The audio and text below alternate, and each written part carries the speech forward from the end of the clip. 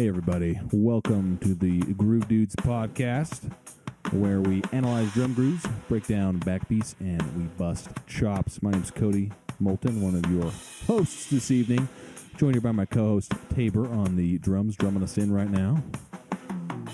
What's up, everybody? I should time that and ask when you're in the middle of like a fill, you know what I mean? Just throw you off. But when I'm doing this paradiddle-diddle.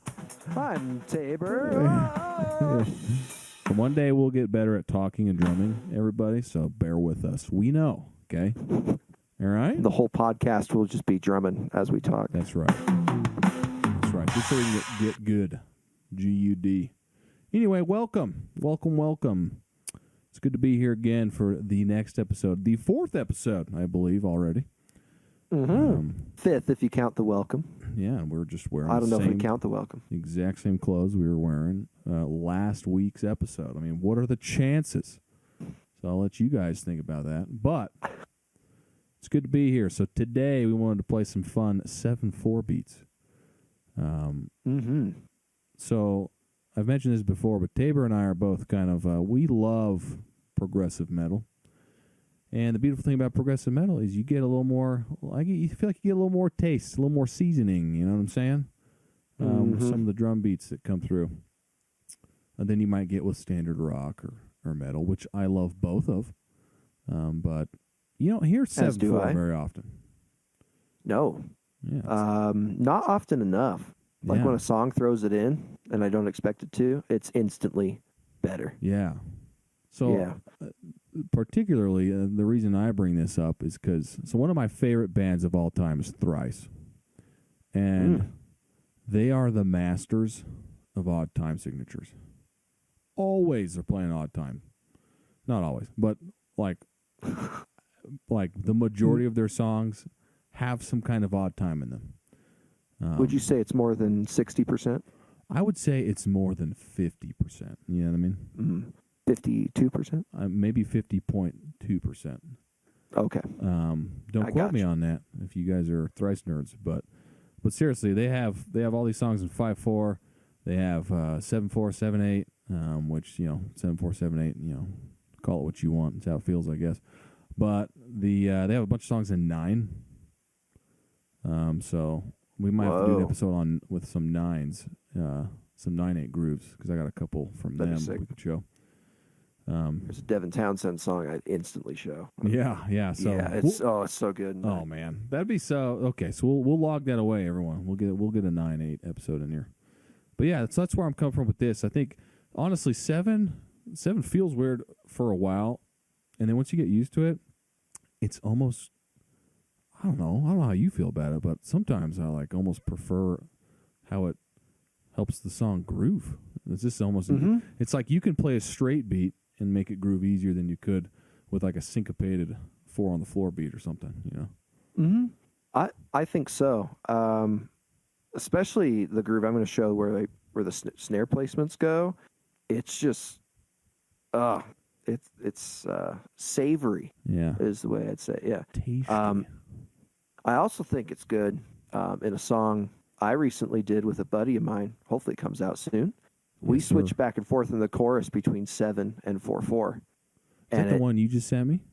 Yeah, that's the one I just sent you. Yeah, that's a great song.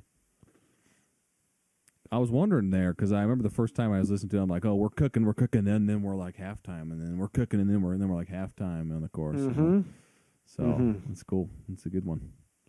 Yeah, and that halftime, that's the measure of 7 in there. Yeah. Maybe I'll share that example too. I mean, I hope I can play my own song. Dude, you might as well. As well. Why don't you jump in? Do you want to start with that one, or you want to start with your other one? Sure, I'll start with that one, and then we'll get to the OG 7 beat that made me fall in love with it. But yeah, our chorus, I'll just play it.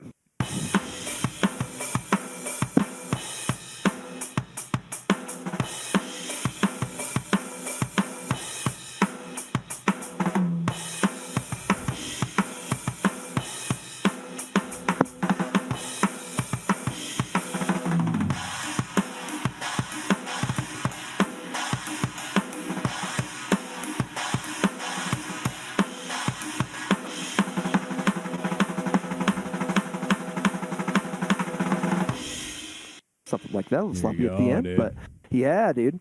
Oh man, that's so fun. That mixture of the kind of upbeat 2 and 4, 4/4, Yeah. and then halftime, but it's missing a chord. It's like you almost can't call it halftime. You know what I mean? I mean, it is. Yeah. It's a halftime feel for sure.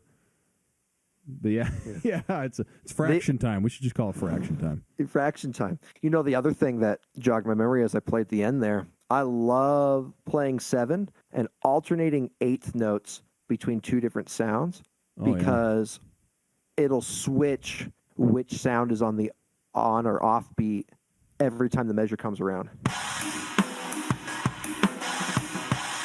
Yeah. And I was gonna. it's easier to play than you think, and it's so cool. Yeah, I mean the same thing goes for. There's a lot of songs out there that they play. You know, they play the beat keeper is what I call it, straight through, and because you got 4, you got 4 measures or whatever, so you got.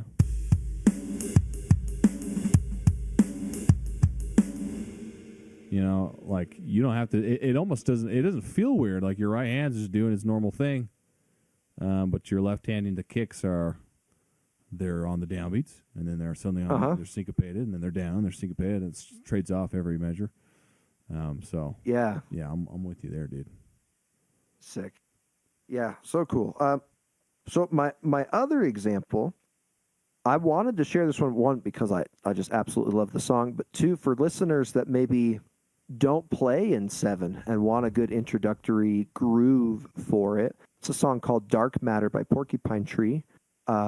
Chris Maitland is the original drummer, but I'm more familiar with Gavin Harrison's version when he took over the helm in 2004 or thereabouts. But does a snare placement on 3 and then the and of 6. And before I play it, why I think it's the perfect introductory 7 song is because the guitar riff is playing an octave jump, and it goes up to the higher octave every time you need to place a snare. Do doom doom doom. Oh yeah. Doom. So there's something melodic in the ear to help you coordinate the beat if it's new for you. Oh yeah. That's cool. Yeah. Here.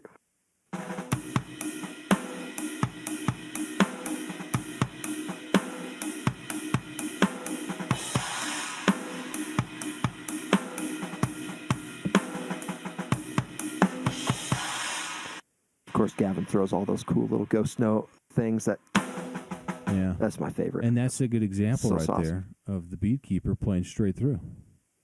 Mm-hmm. Right? Yeah. Just keeping it driving on that. And then the song is about that slow.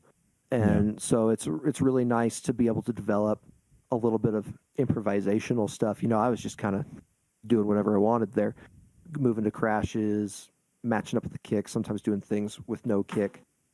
And so, yeah, that to me is like when I think of 7, I always hearken back to that example. It helps me get into the groove, if you will, of whatever new thing I'm playing. It's good to have those 7 beats and these more atypical beats where you need to like, if you're not in that headspace, you know what I mean?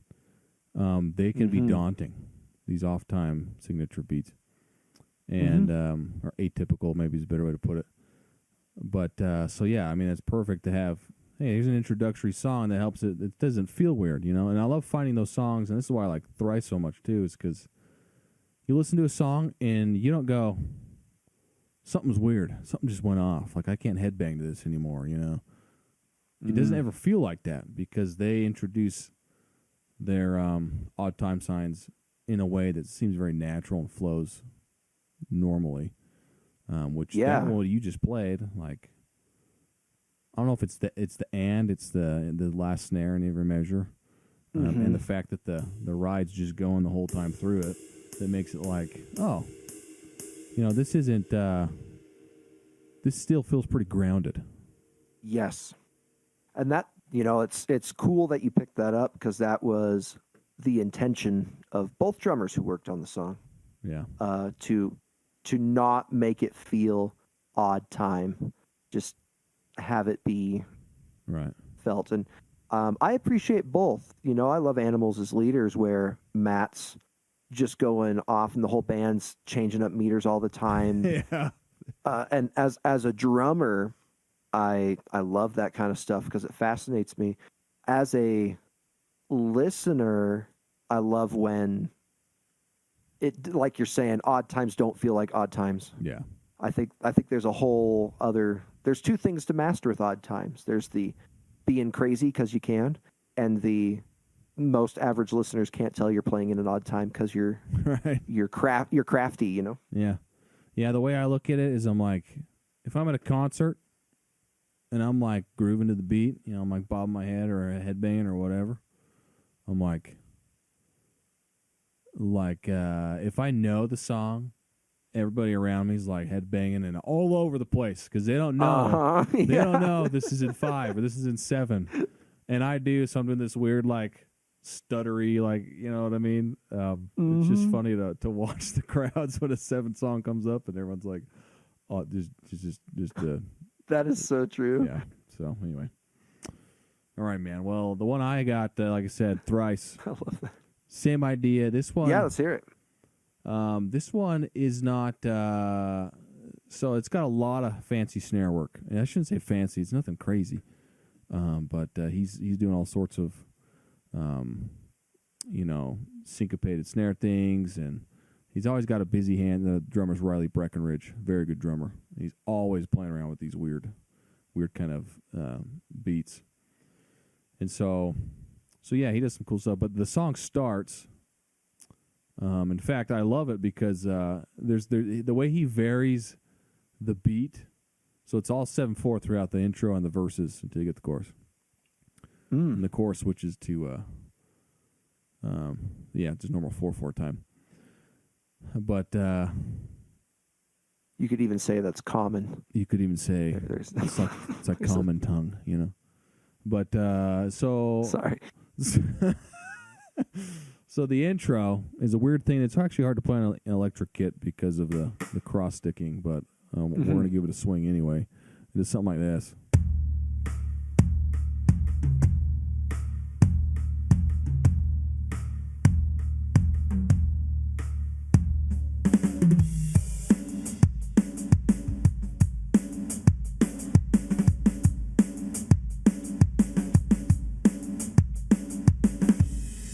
So that's pretty much how the song starts. I didn't even say what the song was. It's called The Window.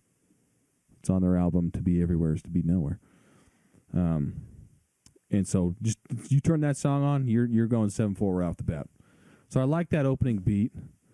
He actually does like a flam cross sticking, and you can't hear it on the E kit.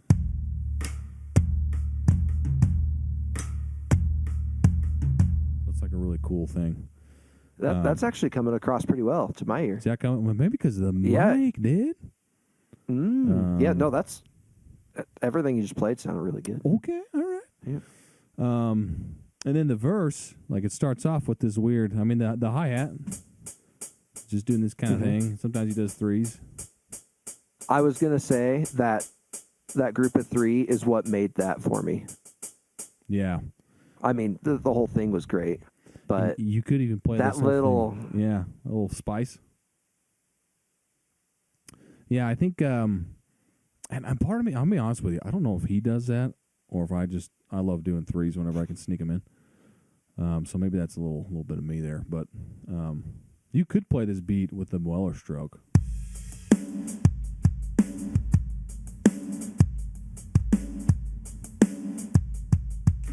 Whoopsies.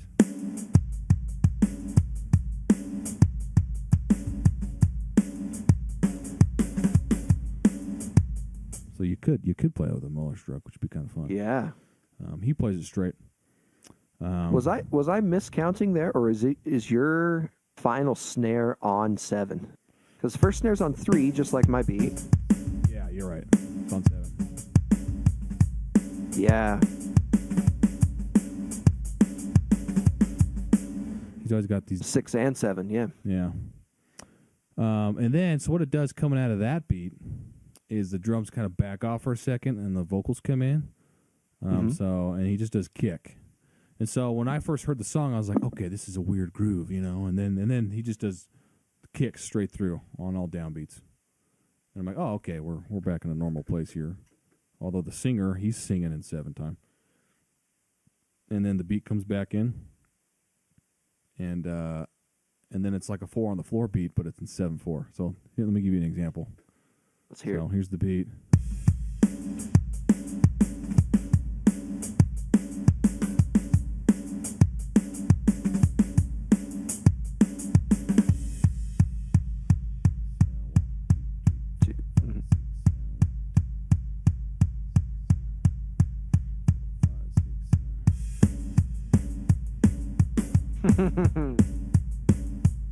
Oh, I just screwed it up. Please is that. And he goes to 4. So anyway, it's a cool way That's to vary awesome. it. You know what I mean? Yeah. Like if Yeah, you, just keeping that quarter note pulse. So powerful. yeah, those headbangers I was making fun of a minute ago. I mean, they're all over the place, and then you get to the. I was like, oh no, we can all bob to this, We're all good. We're all on the same page. But sorry, that's a fun beat. I think it's it sounds it's kind of busy work with the snare, but I don't think he's doing anything terribly advanced there. You know what I mean? It's just well, if you're comfortable like playing a 4/4 beat or a common beat, then you can do a bunch of syncopation with the snare and the back and forth. And if you're comfortable with that, moving over into 7/4, it just comes naturally. Yeah, it's not too bad. Yeah. Yeah. Man, that beat's cool. I don't know if I.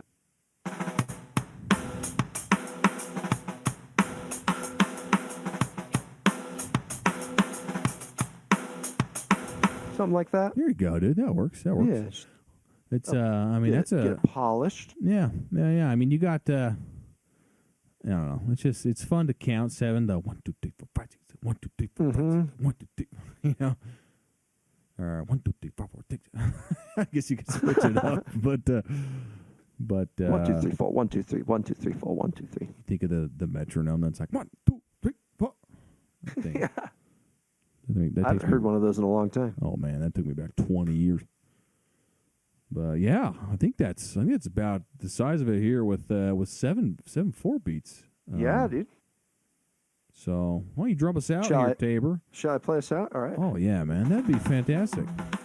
Well, thanks everybody for listening. Like we said, we are the Groove Dudes podcast. Trying to play these grooves, give you guys some ideas, introduce some stuff. It's nothing crazy, and we're trying to talk and drum at the same time, so we're a little rusty, but we'll get there. So please give us comments, like, and subscribe. We're on all streaming platforms: Apple Podcasts, Spotify. We're on YouTube. We have an Instagram. We have Facebook, and you can email us. All those places we are the GrooveDudesPod. So you can find us on all those platforms.